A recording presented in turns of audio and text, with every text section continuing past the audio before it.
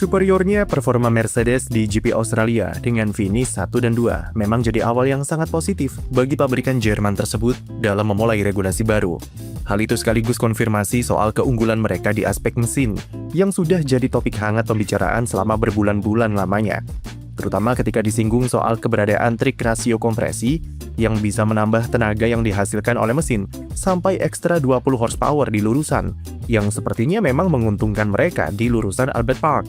George Russell, yang sudah merasa sedikit muak dengan topik rasio kompresi, memberikan pernyataan menarik dengan berpendapat jika memang trik tersebut beri keuntungan signifikan. Kenapa McLaren, Williams, dan Alpine yang memakai mesin serupa tidak bisa dapatkan performa seperti Mercedes? Pernyataan Russell menjadi semakin menarik ketika McLaren secara terbuka menyebut jika Mercedes tidak memberikan banyak informasi kepada tim customer soal bagaimana cara optimalisasi mesinnya. Memang harus diakui jika terdapat defisit yang cukup besar antara Mercedes dengan tim-tim customer-nya. McLaren yang tahun lalu bisa raih pole position dan kemenangan di GP Australia dengan mesin Mercedes, musim ini terpaut 0,8 detik di kualifikasi dan finish lebih dari 50 detik di belakang George Russell. Sebenarnya, jika dilihat dari aspek sasis dan aero MCL40 yang masih banyak masalah seperti kurangnya stabilitas di fase entry tikungan sampai degradasi ban yang tinggi, itu sudah cukup untuk menjelaskan gap yang besar tersebut. Namun satu hal yang pasti adalah defisit terbesar McLaren dari tim pabrikan mesinnya adalah di trek lurus, di mana McLaren kehilangan nyaris 0,4 detik di sektor kedua. Baik dari segi top speed, deployment baterai, dan fase superclip, semua menunjukkan defisit yang cukup jomplang antara McLaren dengan Mercedes. Dan ini bukan cuma dialami oleh McLaren saja, namun Alpine juga alami sejumlah masalah ketika recharging dan Williams yang terganggu dengan masalah reliabilitas serta manajemen energi yang masih kacau. Hal itu menunjukkan kalau pernyataan Russell di awal yang mempertanyakan kemana tim seperti McLaren, Williams, dan Alpine yang sama-sama memakai mesin Mercedes merupakan pertanyaan yang valid, meskipun agak ofensif. Tinggal jawabannya saja yang memiliki dua cabang, yaitu apakah ada perbedaan informasi yang diberikan oleh Mercedes ke tim customer, atau memang tim customer-nya saja yang tidak bisa memaksimalkan mesinnya. Tim prinsipal McLaren, Andrea Stella, mengeluhkan soal Mercedes yang pelit dan suka telat dalam memberikan data informasi soal bagaimana cara pemakaian mesin 2026 mereka.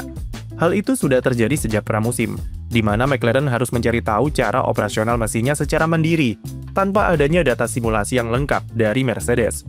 Sesuatu yang diklaim oleh Andrea Stella, jika bukan seperti itu cara Formula One bekerja.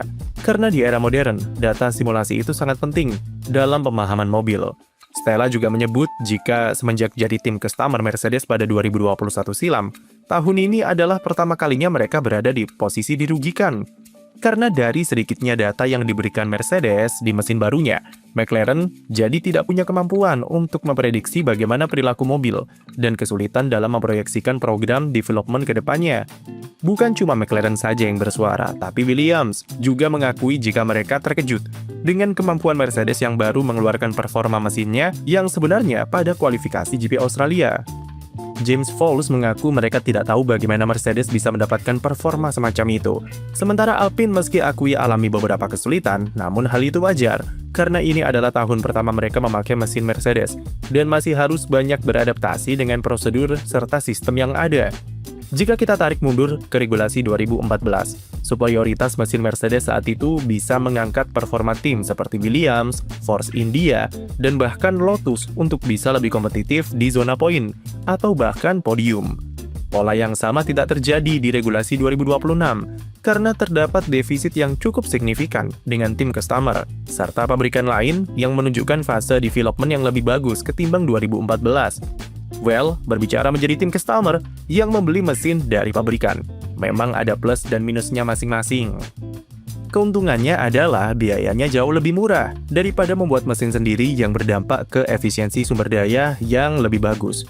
Kemudian, spek mesin yang didapatkan serupa, sampai pengembangan yang bisa difokuskan penuh ke area aerodinamika serta sasis. Tapi sisi negatifnya adalah tim tidak punya kebebasan dalam mendesain sasis, karena harus mengikuti struktur mesin dari pabrikan dan performa tim jadi terlalu bergantung dari seberapa bagus paket mesin yang diterima. Tak jarang tim customer tidak mendapatkan spek mesin terbaru yang tentu diprioritaskan untuk tim pabrikan, atau seperti di kasus Mercedes 2026, adanya keterbatasan informasi serta pengetahuan yang diberikan ke customer. Belum lagi tuntutan politik yang mengharuskan tim untuk mendukung beberapa agenda dari tim pabrikan, yang membuatnya tidak bisa independen.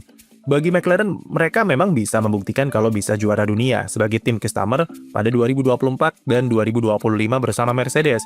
Tapi yang harus digarisbawahi, McLaren bisa kompetitif di baris terdepan karena adanya regulasi engine freeze yang membuat pabrikan tidak bisa mengembangkan lagi mesinnya dan stuck dengan spesifikasi yang sama sejak 2022. Hal itu membantu McLaren untuk bisa tampil lebih bagus ketimbang Mercedes, yang notabene adalah pabrikan mesinnya sendiri. Sementara untuk 2026, dengan regulasi baru, pengembangan mesin dimulai dari nol lagi, dan Mercedes memegang kendali penuh terhadap seperti apa development mesin, data apa saja yang diberikan, sampai bagaimana cara optimalisasinya. Di regulasi diatur bahwa pabrikan wajib memberikan spek mesin yang identik kepada tim customer-nya, dan itu termasuk ke bagian software, sampai cara operasionalnya harus sama persis. Hanya spesifikasi bahan bakar, oli mesin, dan perkabelan yang diperbolehkan berbeda. Tapi, di regulasi 2026, meskipun spek mesin serta software yang dipakai sama, cara setiap pemakainya tentu bisa berbeda. Dan itulah yang terjadi di kasus Mercedes dengan tim customer-nya. Faktor mesin dan baterai di regulasi 2026 sangatlah krusial, dan bisa dibilang mengambil 60% peran dari performa mobil selain aspek sasis serta aero.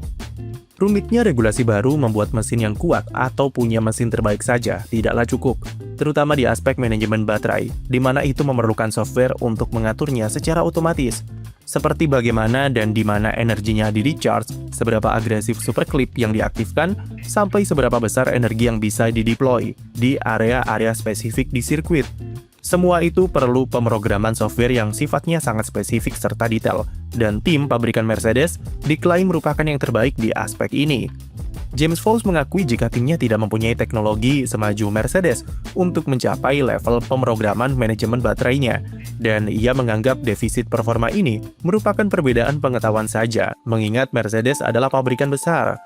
Toto Wolff sendiri menilai jika memang di regulasi baru, akan banyak sekali hal yang harus dipelajari oleh tim soal power unit, dan perkembangannya akan sangat pesat. Selagi berkata kalau timnya mencoba tetap adil dan memberikan pelayanan terbaik ke tim customer, Toto juga tegaskan jika dia tidak bisa membuat setiap tim senang dengan kebijakan Mercedes yang membatasi pemberian data soal mesin 2026. Sikap Toto Wolff bisa dipahami, karena sebagai pabrikan, dia tidak mau Mercedes diasapi lagi oleh McLaren selaku customer seperti 2 tahun belakangan ini. Ia memanfaatkan regulasi baru untuk kembali menegakkan posisi Mercedes sebagai pabrikan dengan pengetahuan mesin paling bagus di F1.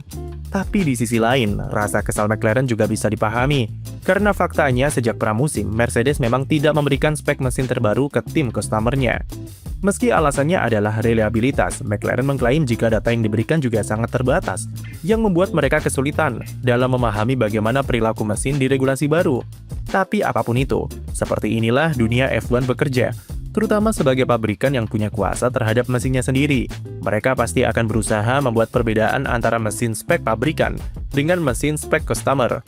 Sekarang hal pertama yang harus McLaren lakukan adalah fokus dulu ke perbaikan sasis dan aero yang setidaknya bisa mereka kendalikan sendiri lewat pengembangan mobil. McLaren kembali alami masalah degradasi ban yang sempat jadi penyakit 3 tahun yang lalu dan beberapa masalah di fase entry tikungan. Mereka bukan cuma terancam kehilangan sentuhan di baris terdepan, tapi juga berpotensi jadi tim tercepat keempat di belakang Red Bull jika melihat performa di GP Australia kemarin. Sekian video dari kami, jangan lupa beri like dan subscribe untuk konten F1 lainnya.